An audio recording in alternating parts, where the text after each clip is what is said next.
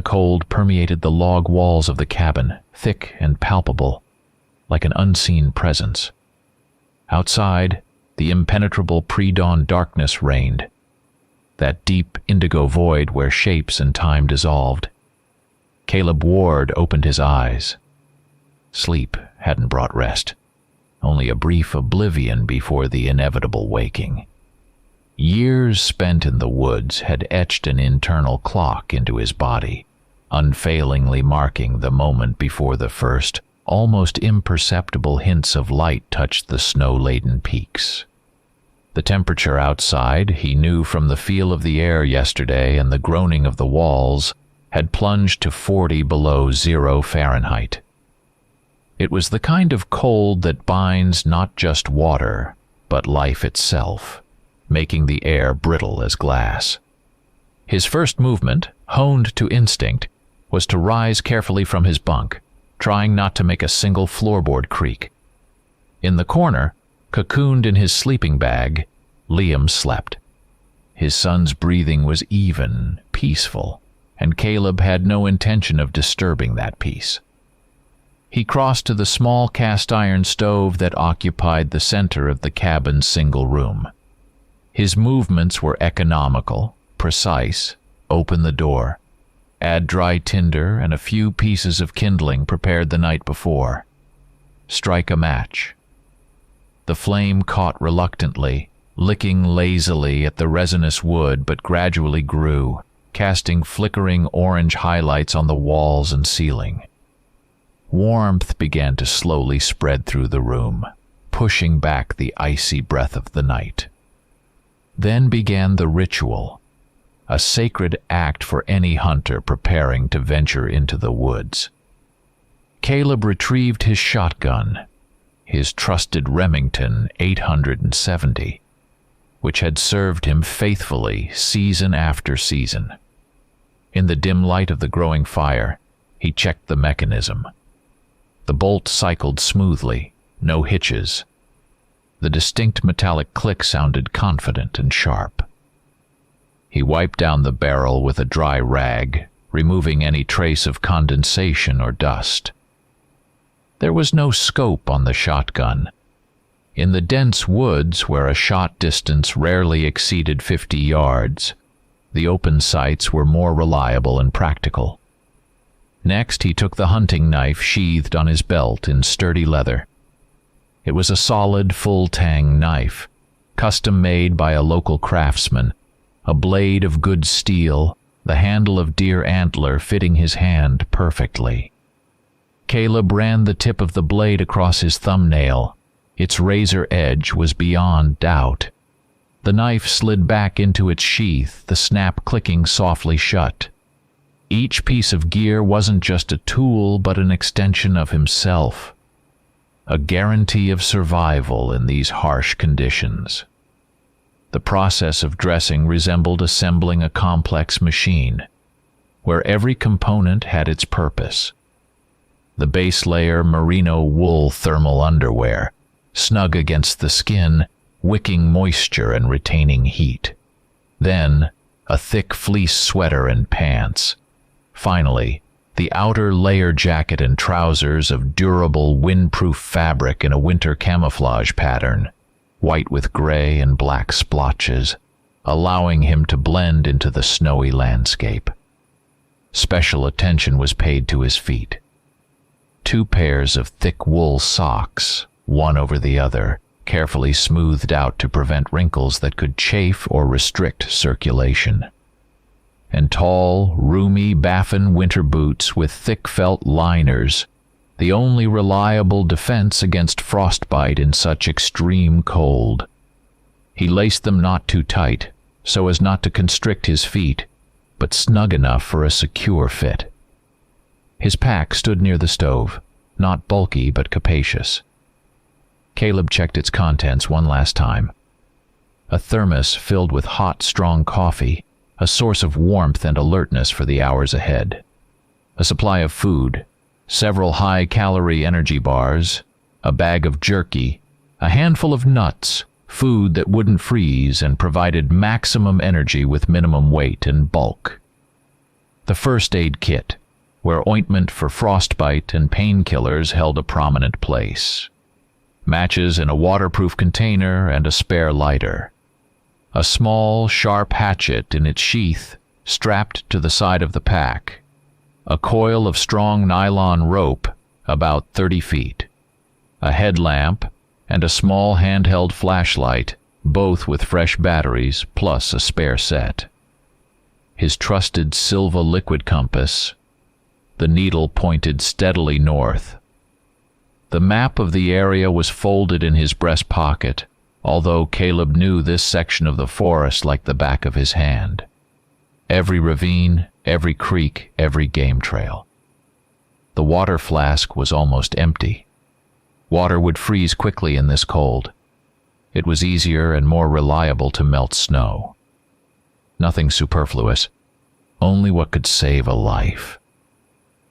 Caleb shouldered the pack, adjusting the straps. He walked to the door, listening to his son's breathing. Liam was asleep. Caleb carefully eased the door open and stepped outside. The frigid air instantly seared his lungs, making him catch his breath for a second. The snow under his boots let out a piercing, high-pitched squeak, the unmistakable sign of extreme cold. He looked up. The sky above the forest was clear, studded with a myriad of cold, sharp stars. There was almost no wind, just the slightest drift of air felt on the skin of his face, its direction discernible by the barely perceptible tilt of tiny ice crystals on the bare branches of the trees. Behind him, Liam appeared on the threshold, already fully dressed, just as silent and focused. Caleb nodded towards the forest, indicating the day's route. Not a single word was spoken. In the woods, sound was an enemy, silence an ally. Their breath plumed from their mouths in dense white clouds, quickly dissipating in the still air. Caleb took the first step, sinking into the deep snow. His movements were measured, unhurried. He tried to step in his own tracks, laying a path for his son following behind, minimizing noise and conserving energy. The forest around them was the same, majestic, harsh, indifferent. But for Caleb, it felt different. The void left by Marissa was almost physically palpable here, among these trees beneath this silent sky. He pushed the unwelcome memories away, forcing himself to focus on the present, on the hunt, on his son, on the tracks in the snow. But somewhere on the periphery of his consciousness lingered the shadow of her unexplained disappearance 3 years ago, of that terrible blizzard, and the strange, chilling howls he had heard afterward in the night. This unspoken grief, this hidden fear sharpened his senses, compelling him to listen and watch the surrounding world with heightened attention. The first rays of sunlight were just beginning to paint the tops of the tallest pines pale pink when Caleb stopped beside the massive trunk of an old pine. The air remained bitingly cold, but visibility had improved. He gestured for Liam to come closer and pointed to the tree trunk about shoulder height. The bark was scraped away, revealing pale, resinous wood. "Moose," Caleb whispered, his voice muffled in the frosty stillness. He ran a gloved finger along the edge of the damage. "See? The edges have already darkened, the resin's hardened into a solid layer. It's an old sign, last fall or maybe even earlier." Rubbed his antlers, marking territory. He showed Liam how the resin under the bark had changed color, how the wood itself had begun to dry out at the edges. Signs that helped determine the approximate age of the mark. It was the first lesson of the day. The forest is a book, and every scratch, every broken twig, every track in the snow is a letter, a word, a sentence, telling its story to those who know how to read. They moved on, their eyes carefully scanning the pristine white snow, dappled with the shadows of trees. Soon, Caleb stopped again. Ahead of them, a neat chain of tracks crossed a shallow ravine. Not moose tracks, much smaller. A doe. Caleb crouched down, carefully studying the nearest print. Liam knelt beside him, careful not to make a sound. "Look closely," Caleb said, just as quietly. "See the edges?"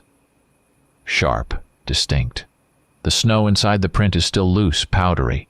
Means the track is fresh. Maybe an hour ago, maybe less. He pointed to the depth of the track. Not very deep. She was walking calmly, not rushing. Weight isn't much. Then he followed the chain of prints with his eyes as it led deeper into the woods. The distance between the prints is fairly even. A little over a foot. That's her walk. If she were trotting or galloping, the distance would be greater, and the prints deeper from the push-off of her hind legs. He stood up and gestured for Liam to follow him along the track line, but slightly to the side, so as not to trample or obscure the signs. They walked for about 100 yards, carefully analyzing the animal's path. The tracks led to a thicket of young willows by a frozen stream. The doe had clearly lingered there. The snow was packed down in several places, and fresh gnawing marks were visible on the thin branches. The animal had been feeding. Farther on, the tracks became slightly wider spread. The distance between them increased. Apparently, something had spooked her, and she had broken into a light trot, heading towards a dense stand of firs. She sensed something, or heard something, Caleb explained. Maybe another predator, maybe just a sudden noise. It's important not only to see the track, but to understand what it says about the animal's behavior. Where was it going? Why? Was it calm or alarmed? You need to think like the animal. Anticipate its next move. He stopped and pulled a small tuft of down from his jacket pocket, tossing it into the air. The down floated slowly, almost reluctantly, towards the west. "Wind," Caleb stated. "It's light now, almost unnoticeable, but it's there. And it's our greatest ally if we're moving correctly, and our worst betrayer if we make a mistake. An animal smells a human hundreds of yards away, especially downwind. That's why you always approach a potential bedding or feeding area against the wind. So your scent is carried away, not straight towards it." After some time, Caleb raised his hand again, stopping Liam. They froze at the edge of a large clearing, concealed behind the trunks of thick fir trees. For several minutes, they stood motionless, becoming pure awareness. The frosty silence of the winter forest was deceptive. It was filled with subtle sounds that only an experienced ear could discern. Caleb had taught his son. There, a faint crack, a dry twig under someone's paw, maybe a squirrel or a marten, and there, the sharp, chattering cry of a jay. That bird is often the first to spot an approaching human or large animal and warns the entire forest with its call. Somewhere in the distance, a woodpecker tapped monotonously, searching for insects beneath the bark. "Listen to the silence," Caleb whispered. "It always says something. You just have to learn to understand its language." Their movement through the forest was an art in itself. Slow, fluid, without sudden gestures that might attract attention. They stepped carefully, trying to place their feet on tree roots or firm snow crust where possible to reduce the crunching sound. Their white camouflage clothing blended them perfectly against the snowy backdrop. Caleb constantly used natural cover tree trunks, dense bushes, snowdrifts, to break up their silhouettes. In some places, the snow was especially deep, reaching almost to their waists. They hadn't brought snowshoes today. Expecting to travel on firmer snow or game trails, so they had to break trail, lifting their legs high and conserving energy, moving at a steady pace. Caleb knew this forest intimately. Every hollow, every hill was familiar. But he still took out his compass and showed Liam how to take an azimuth on a distant landmark, an unusually shaped rock formation on the horizon. "Even if you know the way, always check yourself," he said. "The forest can deceive you. Fog, a blizzard, fatigue, and you can lose your direction. A compass and knowing how to use it, that's your insurance." The sun had climbed higher, but its light was cold, offering no warmth, only flooding the snow-white world with sharp shadows. The day began to wane. The sun, having failed to warm the frigid air, started its descent toward the horizon, painting the sky in cold violet and orange hues. Long blue shadows stretched across the snow, and the temperature seemed to plummet even more rapidly. Caleb knew it was time to find a place to make camp for the night. Continuing to move in the dark was too risky, and their energy was depleted after a full day of trekking through deep snow. He stopped at the edge of a small basin, sheltered from the north by a low rocky outcrop and a dense stand of firs. The breeze that picked up towards evening was barely felt here.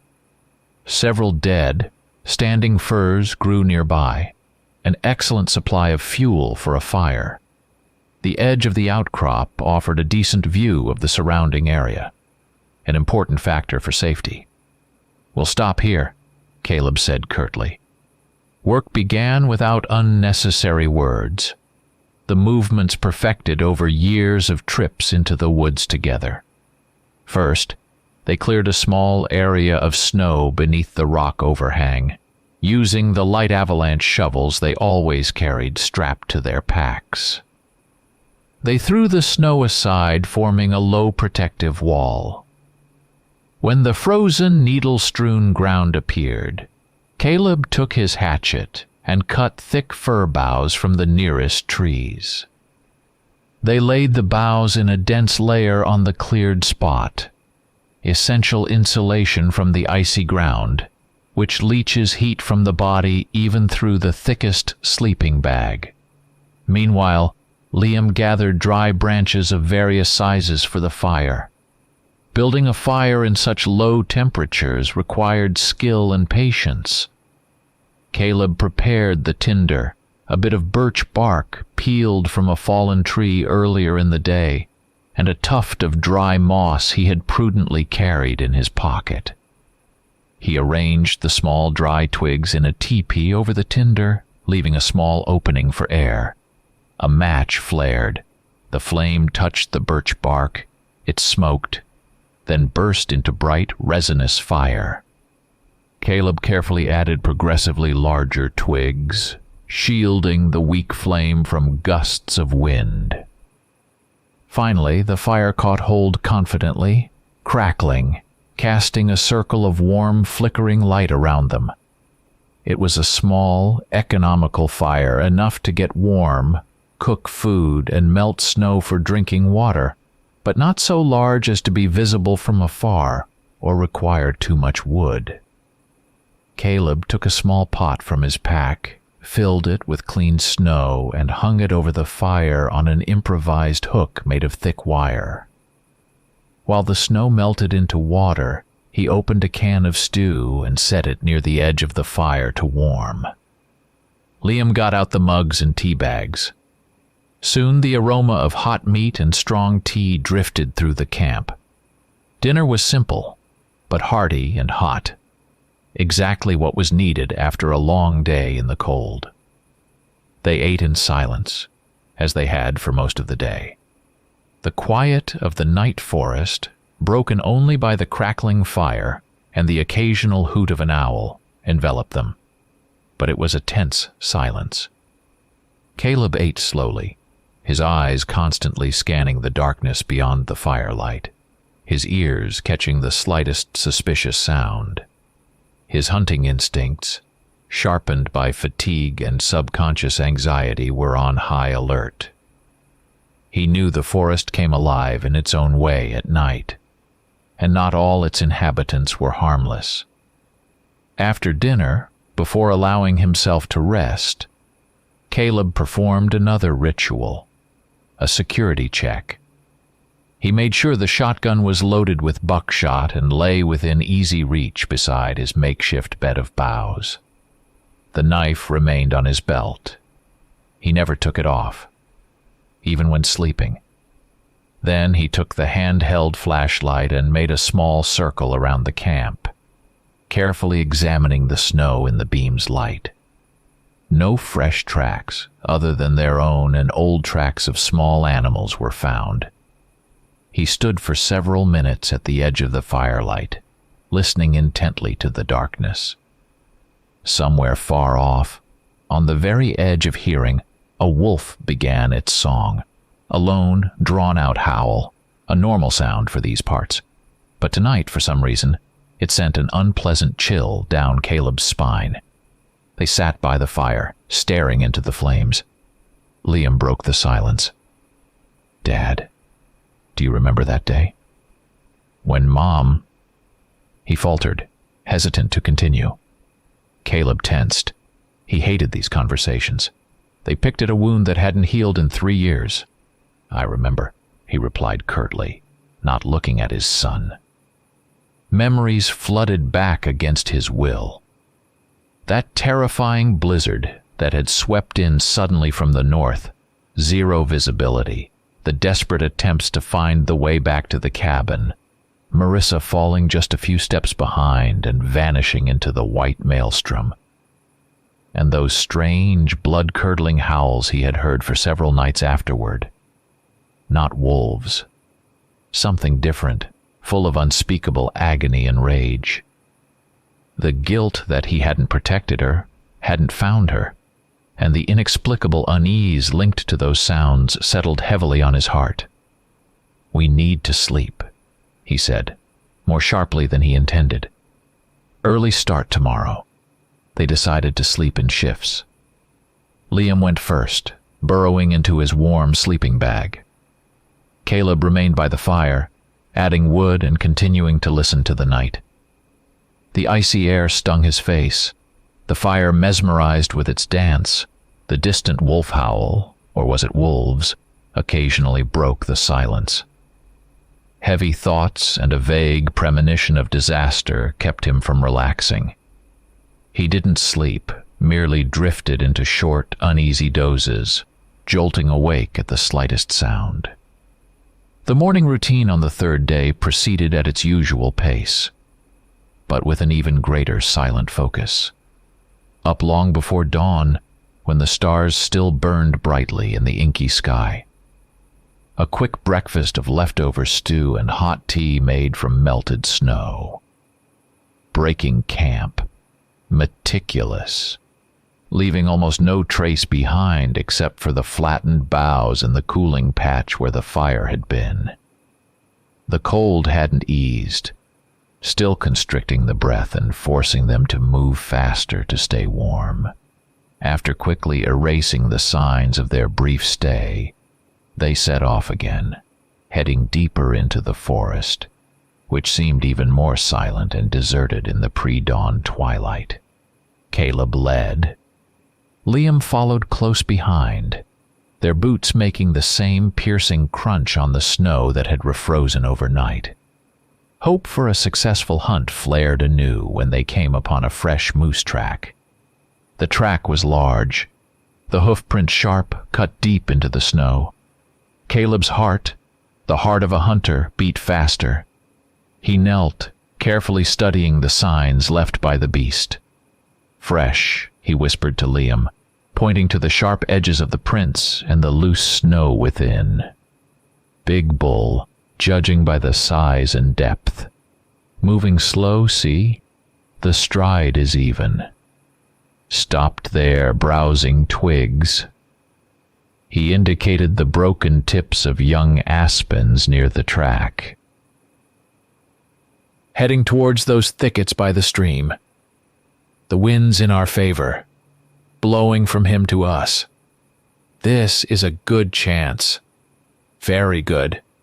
An eagerness animated his voice, the hunter's thrill, anticipating an encounter with a worthy quarry. Caleb looked at Liam. The boy stood beside him, his eyes bright with excitement and anticipation. He had learned much over their years of hiking together. Caleb made a decision. He nodded forward along the moose track. "You lead," he said softly. "Follow the signs. I'll be behind you." It was a test for his son, a check of his skills, and a sign of trust from his father. Liam nodded, his face becoming serious and focused. He brought the shotgun to a ready position, checked the safety, and moved forward slowly, carefully, scrutinizing every print, every broken twig, every sign left by the enormous animal. Caleb walked several yards behind, covering his son, observing his actions, ready to intervene or offer advice at any moment. The air was thick with utmost tension, concentration, that special silence that precedes the decisive moment of the hunt. The forest held its breath. The perfect, ringing silence that Caleb valued and knew how to listen to suddenly shattered. It wasn't the crack of a branch, the cry of a bird, or the grunt of a moose or wolf. It was a deafening guttural roar, filled with such primal fury and pain that Caleb's blood ran cold. The sound came from somewhere off to the side, from the dense fir thicket to their left, and it didn't belong to any known North American animal. Liam froze, whipping around at the sound, his face contorted in fear. Caleb instinctively snapped the shotgun up, pointing the barrel toward the source of the sound. The next instant, it burst from behind the snow-laden fir boughs onto the small clearing. The creature was huge, massive, like an adult grizzly bear. But its form was a monstrous distortion of nature. A long, wolf-like snout snarled, bearing rows of unnaturally large fangs. Its body was covered in thick blue-black fur hanging in dirty, matted clumps. But the most horrific and unnatural aspect was its forelimbs. They ended not in paws, but in something resembling disproportionately large, deformed human hands with long, thick claws instead of nails. The creature's eyes burned not with animal rage, but with an agonized, almost sentient agony and inhuman pain. It breathed heavily, exhaling clouds of steam into the frigid air. Caleb's instincts fired instantly. His finger found the trigger. His shoulder braced for the recoil. He started to bring the shotgun up, aiming for the monster's chest. But the creature moved with unbelievable inhuman speed. It didn't run. It lunged forward in a single powerful spring-loaded leap, covering the distance of several yards in a fraction of a second. Before Caleb could chamber around or even fully process the unreality of the situation, the beast was upon Liam. One of its terrible paw hands seized the boy around the torso with incredible force. Liam cried out, a short, choked cry of terror and pain. The next moment, the creature, still gripping Liam in its ghastly hold, launched itself off the snow and with one giant leap vanished back into the dense fir thicket from which it had emerged. It all happened so fast, Caleb hadn't even managed to fire. He was left alone in the middle of the clearing, breath steaming from his mouth, clutching the now useless shotgun, facing an absolute impossible nightmare. The blizzard, as if playing along with the horror of the moment, began to slowly drift snow over the fresh tracks of the monster and his son. Liam's choked cry hung frozen in the frigid air, mingling with the howl of the rising blizzard. For one infinite moment, Caleb stood paralyzed as if turned to ice. His mind refused to process what he had just witnessed. A giant wolf with human hands? His son abducted? It defied every boundary of his years of experience as a hunter and woodsman. It was an intrusion of something transcendent, nightmarish, irrational.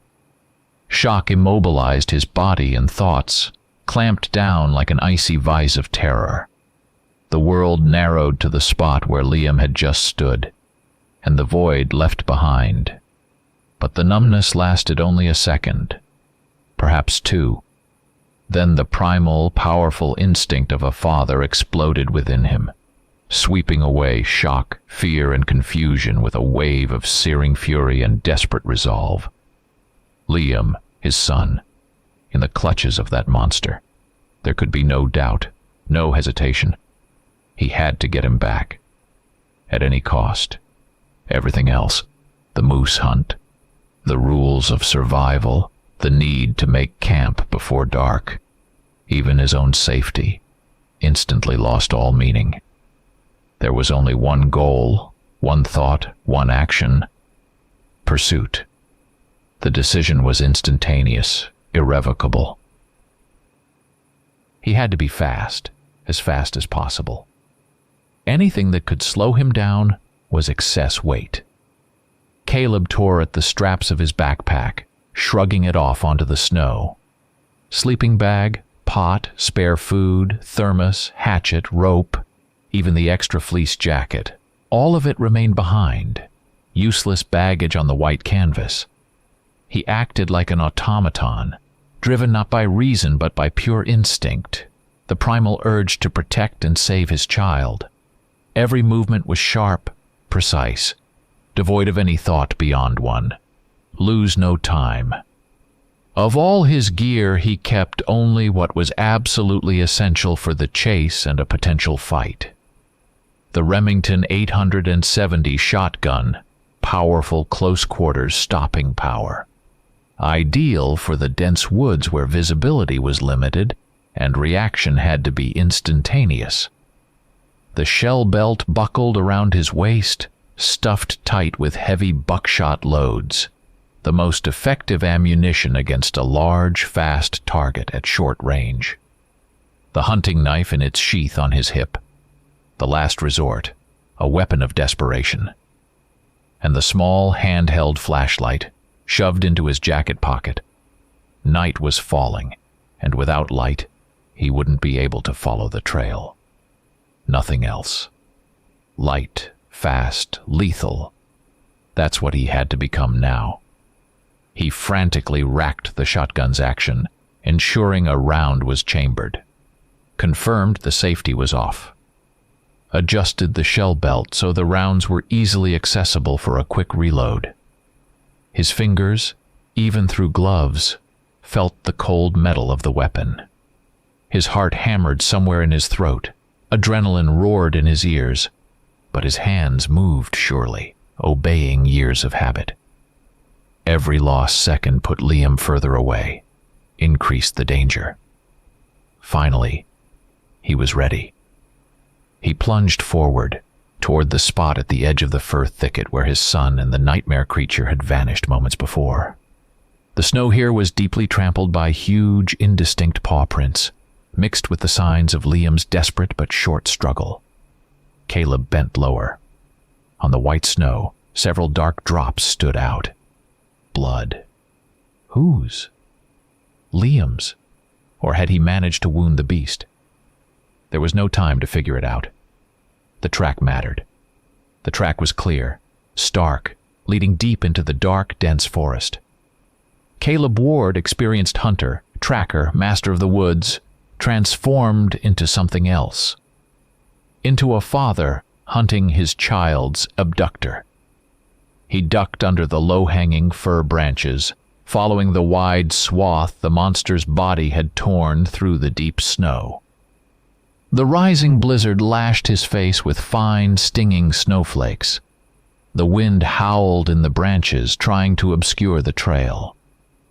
The snow, which that morning had been an open book of forest life for Caleb, now became a page from a nightmare. He ran, stumbling and plunging into drifts, his eyes locked on the trail left by the creature. The track was anomalous, chilling even for a man accustomed to the oddities of the wild. Huge, deep prints, like a wolf's but much larger, formed a clear chain. But there was something else, something wrong, soul-freezing.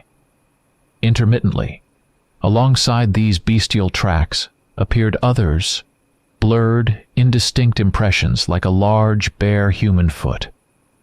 As if the creature he pursued stumbled as it ran, its form unstable, fighting itself, its nature dual and tormented. The thought made Caleb shudder, but it didn't slow his pace. Whatever it was carrying Liam further away. The monster moved with incredible speed, clearly unconcerned with stealth. It crashed straight through brush, leaving a wide, obvious trail of broken branches and packed snow. But the terrain was difficult, rugged. Caleb had to fight through deep drifts, sometimes sinking to his waist, clamber over tangles of deadfall from old windstorms, scramble up icy ravine slopes, and skirt snow-capped rock outcrops. Every step demanded immense effort. His muscles burned with strain. Breath tore from his lungs in ragged, searing clouds of steam. He used every skill he possessed for moving through the winter woods, following game trails where possible, gliding over snow crust, sometimes literally forcing his way through thickets, trying not to fall behind his monstrous quarry. The battle against the cold became another adversary in this desperate race. Without his pack, without the extra warm clothing he'd left behind, the penetrating frost began to seep into his bones. The wind intensified, the blizzard grew denser, visibility dropped. Snow dust whipped under his jacket collar, melted against his heated skin, and instantly froze into an icy crust. His fingers on the shotgun's trigger began to numb, losing feeling. Caleb was forced to stop periodically for a few seconds, shoving a hand under his armpit or vigorously rubbing his fingers, face, ears, fighting off the first signs of frostbite. But he couldn't afford long stops. He couldn't lose precious time. Couldn't lose the trail that the blizzard was striving ever faster to erase. Physical exhaustion was compounded by psychological pressure. The chase became a true torture, not just for the body but for the spirit. Each step grew heavier. Images of Marissa surfaced relentlessly in his mind. Her smile, her laugh, her last moments in that cursed blizzard. The fear of losing his son too, the only family he had left, mingled with guilt and despair, creating an unbearable cocktail of emotions. The forest around him, which he had always considered his home, now seemed hostile, alien, watching him with cold indifference. The shadows of the trees in the thickening dusk took on bizarre, menacing shapes. As he crossed a frozen stream, his reflection in the dark ice showed a haggard, gaunt face with feverishly burning eyes, the face of a man on the edge. Darkness fell quickly, almost suddenly, exacerbated by the thick blizzard. Caleb pulled the handheld flashlight from his pocket and switched it on. The narrow beam tore the chain of tracks from the gloom leading onward. But the light was both an aid and a betrayer. It made Caleb a visible target in the darkness if the creature decided to set an ambush. He tried to move hunched over, directing the beam only at the snow directly in front of him, using the light sparingly to conserve battery life and avoid attracting undue attention. In the blizzard and darkness, the compass was virtually useless. Landmarks vanished in the murk and swirling snow. Caleb pressed on, relying now only on the track, his deep intuitive knowledge of this forest, and the barely perceptible signs only an experienced eye could discern. A broken branch at a certain height, the feel of the wind direction on his skin, the nature of the terrain underfoot.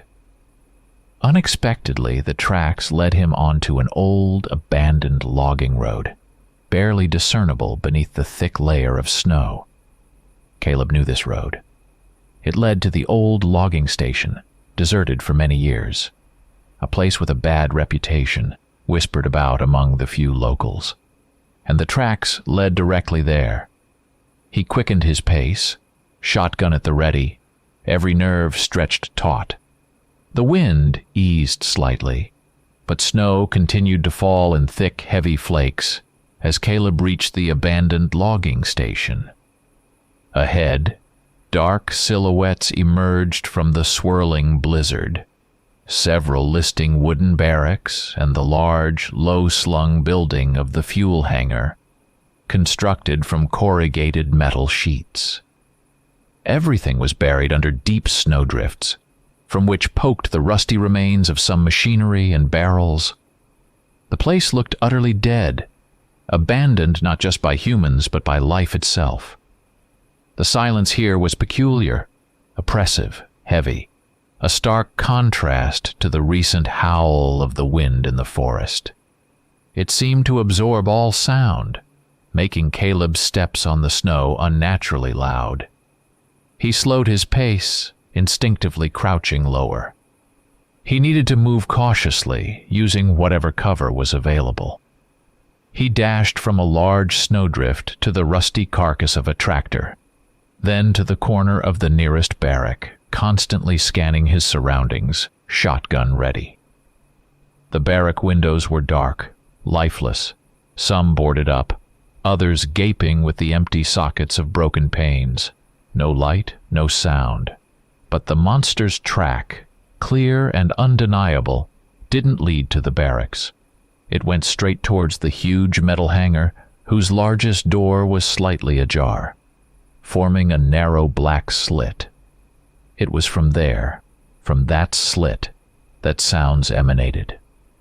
Caleb froze by the hangar wall, listening. These weren't the furious roars he'd heard in the forest.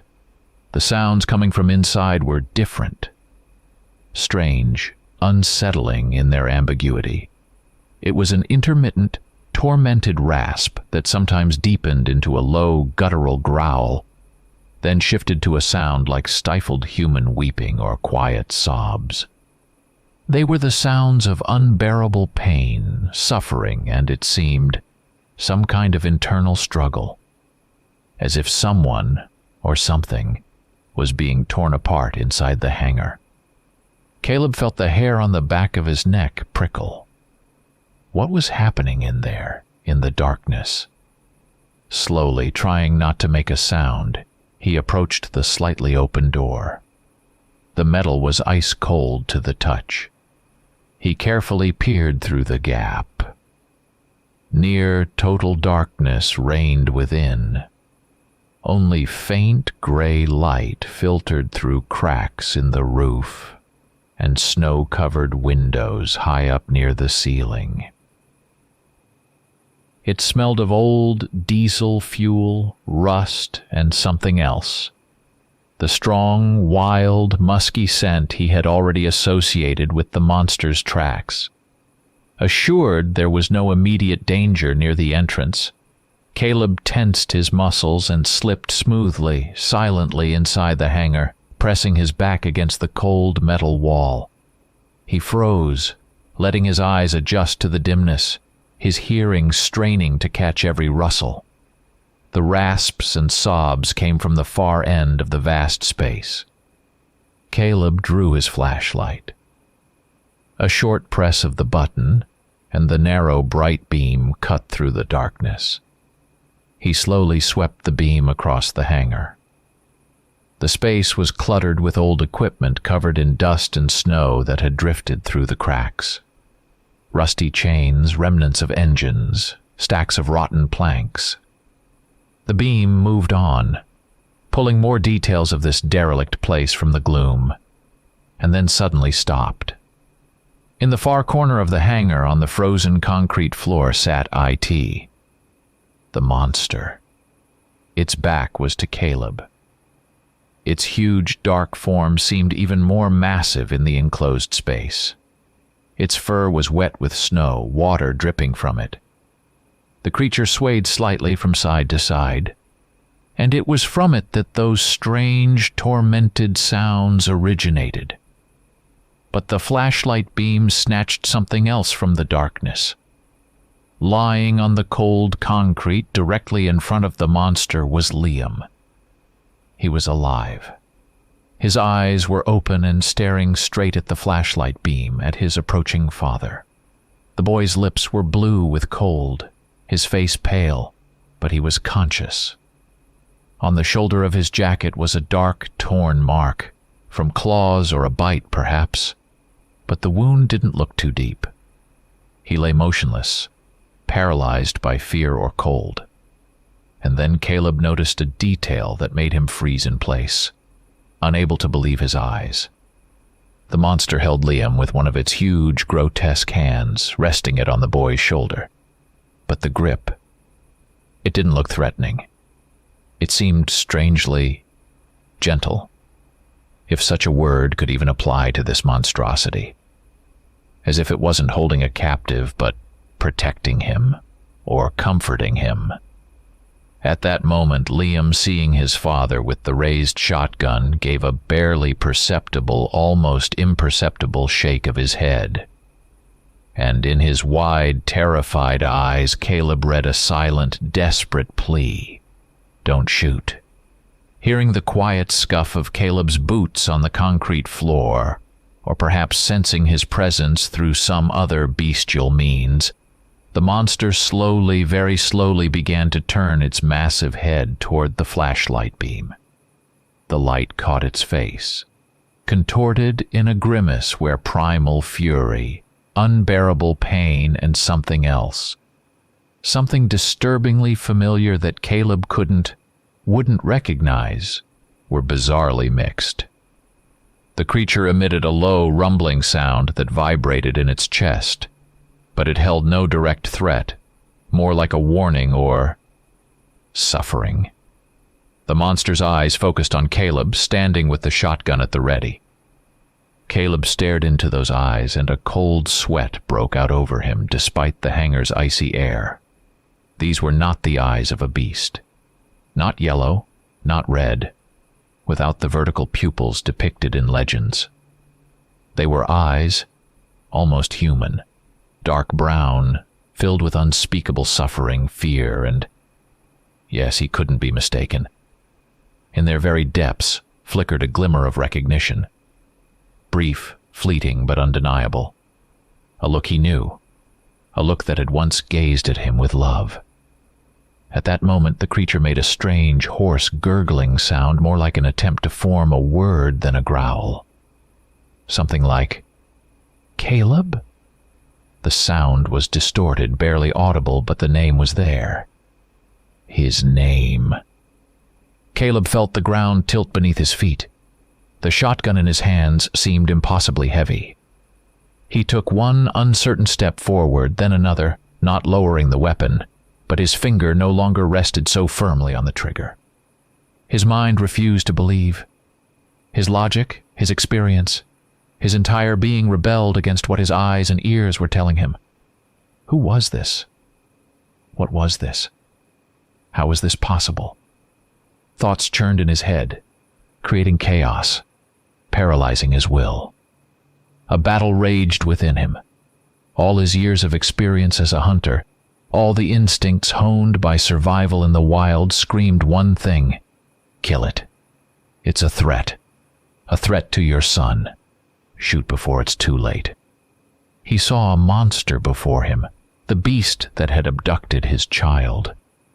But Liam's eyes, wide with terror, yet pleading with him not to shoot, and that horrific flicker of recognition in the monster's own eyes. That hoarse whisper that sounded like his name. It all created an unbearable cognitive dissonance, the trap of an impossible choice. He stood frozen in indecision, torn between the killer instinct and something else, something incomprehensible, terrifying in its irrationality. It was clear the creature was fighting too. Its massive body trembled slightly, as if convulsing. It alternated between low growls, baring its fangs, and soft, pathetic whimpers, almost dog-like. Its terrible human-like hands with their claws clenched into fists, then opened limply. Its face contorted, shifting expressions from bestial rage to almost human agony. It seemed in desperate battle between two essences, two natures, was tearing it apart from within. But this internal struggle, however agonizing, couldn't last forever.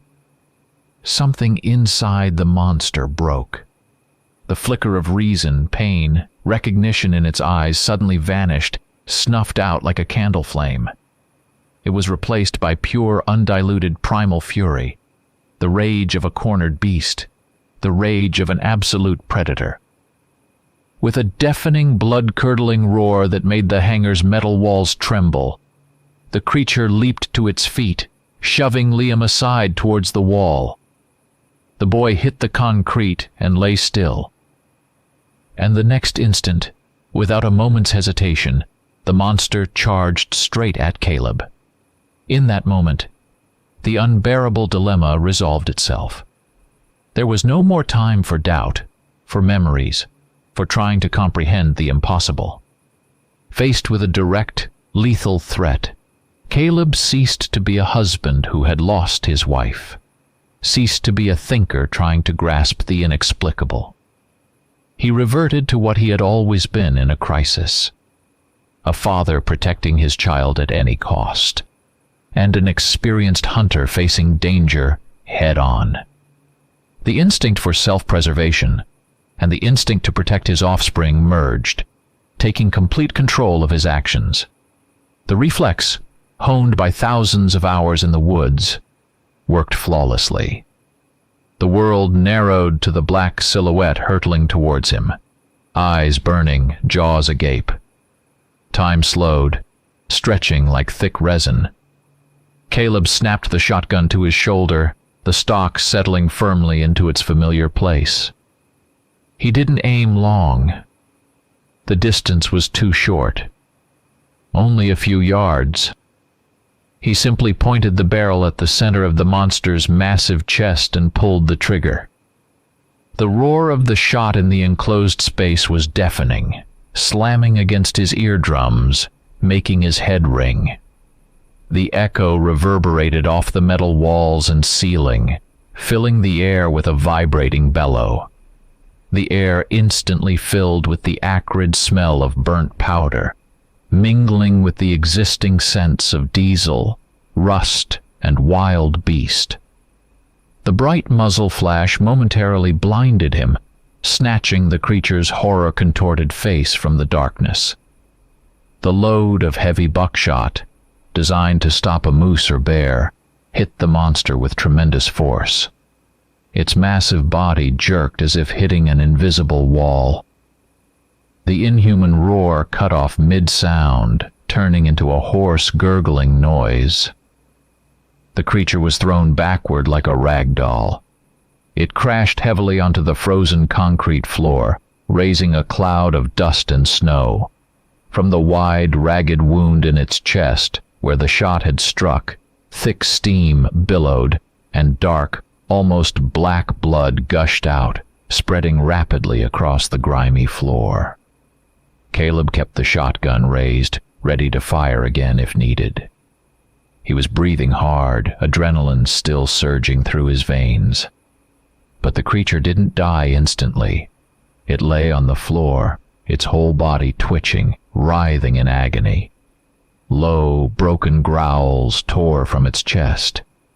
Caleb, still keeping the monster covered, cautiously approached, his flashlight beam trained on the convulsing figure. And then he witnessed a sight so horrific and unnatural that it would be forever seared into his memory, eclipsing even the terror of the attack itself. Before his eyes, incredible changes began to happen to the creature. The thick, blue-black fur covering its body started to recede rapidly, falling away in clumps, revealing pale skin beneath, covered in bruises and abrasions. The bones within its body began to shift, changing shape with a sickening, nauseating, cracking and crunching sound. The long, wolfish snout shortened, flattened, losing its bestial features. The huge, disproportionate limbs convulsed, contracted, stretched, taking on different contours. The monster's entire massive body pulsed, thrashed in convulsions, shrinking in size right before his eyes. It was an agonizing, repulsive, utterly unnatural reverse transformation, accompanied by low moans of pain. After several long, infinite moments, the agony ceased. The convulsion subsided. Lying on the concrete floor, in a pool of its own dark blood mixed with grime and melted snow, was no longer a monster. It was the naked body of a woman. Mangled, torn by bullets, and apparently by the transformation process itself, but undeniably human.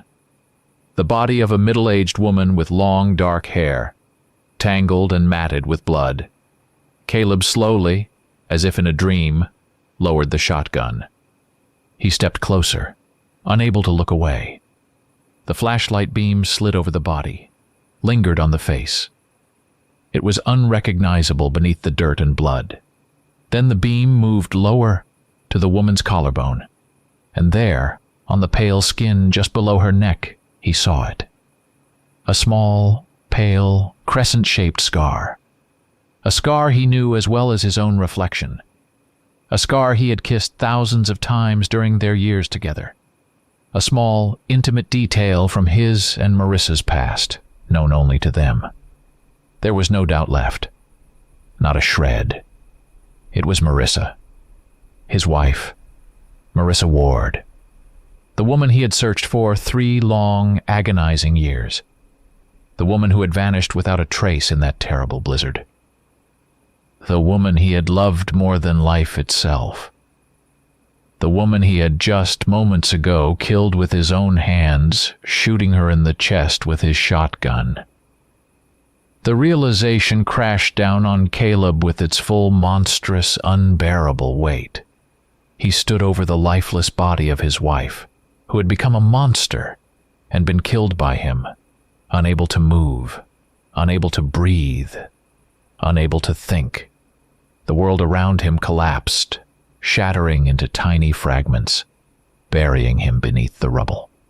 The silence in the hangar became absolute, broken only by his own ragged breathing and a soft moan from the corner where Liam lay. The cold, joyless gray dawn slowly seeped through the dirty, snow-drifted windows near the hangar's ceiling and the cracks in its rusted walls. The dead light washed over the concrete floor, the rusting equipment, and 2 still figures, one lifeless female, lying in a congealing pool of blood, the other small, curled into a ball against the wall. The silence after the nightmare was deafening, viscous, heavy. It was broken only by Liam's quiet, intermittent weeping. Caleb sat on the cold floor beside his son, mechanically holding him close, having wrapped his own jacket around the boy's clothes. Liam trembled uncontrollably, his face pale, his eyes huge with the horror he'd witnessed. Caleb shivered too, but not from the cold that was once again seeping into his bones in the unheated hangar. It was the tremor of deep shock, nervous exhaustion, and the delayed comprehension of the full horror of what had happened. He looked at Marissa's lifeless body lying a few yards away. Her face, in the faint morning light, seemed peaceful, as if the agonizing struggle had finally ended. Was what he had done murder, or an act of mercy? Had he freed her from unbearable suffering, from the curse that had turned her into a monster, tormenting her from within?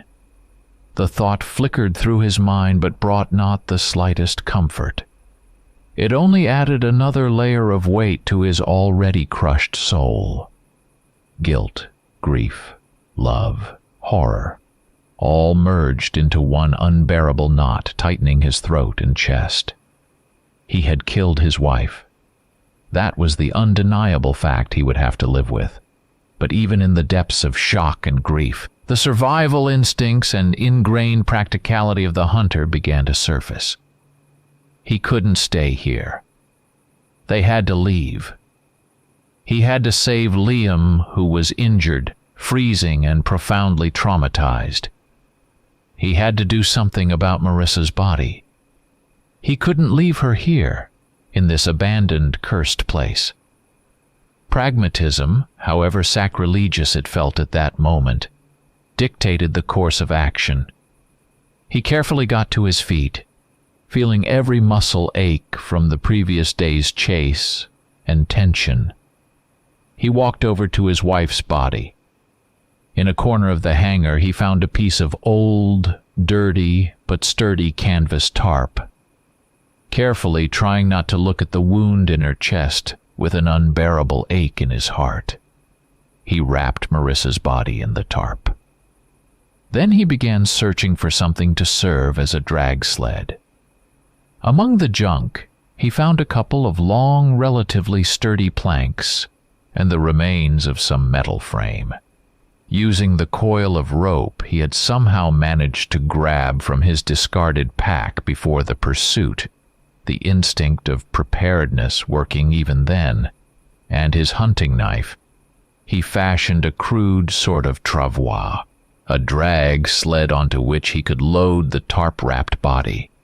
The work took some time, his numb fingers clumsy, but he persisted, moving almost automatically. Liam watched him silently from his corner, his weeping having subsided into quiet sniffles. Finally, everything was ready. Caleb went to Liam, helped him up. The boy was weak, limping, leaning on his father. Caleb slung his shotgun over his shoulder, took the end of the rope from the makeshift sled. The agonizingly long journey home began from the heart of the nightmare back toward some semblance of life. The path ahead was long, several miles through deep snow, across a forest that now seemed hostile and full of grim secrets. Caleb carried a double burden, supporting the weakened Liam and pulling the heavy travois bearing Marissa's body. Every step resonated with pain, physical pain from exhaustion and cold, and the spiritual pain from the unbearable weight of loss and the realization of what had transpired. Father and son walked in silence through the snow-covered, hushed forest. What could be said after all they had endured? What words could describe or explain the horror they had witnessed and participated in? Words were powerless, useless. A new silent bond was forming between them, a bond forged by shared nightmare, shared secret, shared unspeakable loss. Someday later, perhaps, explanations might come, from scientists, from priests, from old native legends, about the nature of what had happened to Marissa, about lycanthropy, about a curse. But for Caleb and Liam, all those explanations would no longer matter. They knew the truth, their own terrible, personal truth. The hunt was over. The hunt they had come into the woods for.